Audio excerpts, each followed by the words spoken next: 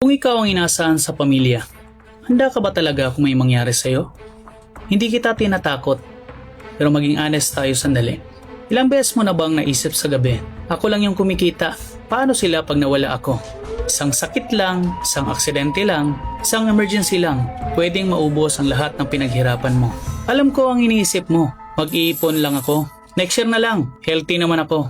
Baka sayang ang pera. Pero habang tumataas ang hospital bills, habang tumataas ang cost of living, habang umaasa ang buong pamilya sa'yo, pwede ba talagang bahala na? Kaya dito pumapasok ang BUL Life Insurance. Hindi lang ito basta insurance. Hindi lang din ito basta investment.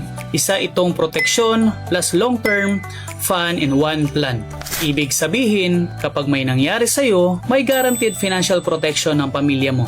At habang buhay ka at nagtatrabaho, may fund na pwedeng lumago over time.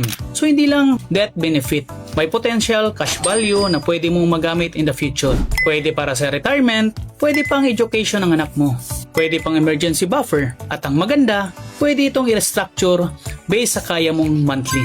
Hindi kailangan ng malaki. Ang importante, nagsimula ka kasi mas bata at mas healthy ka, mas affordable ang premium, mas madaling ma-approve. Tanungin mo ang sarili mo, mas okay ba na ang wala talaga? O yung may planong nakahanda just in case? Imagine this, gumigising ka sa araw-araw na alam mong protected ang pamilya mo. Hindi ka nag-overthink sa gabi.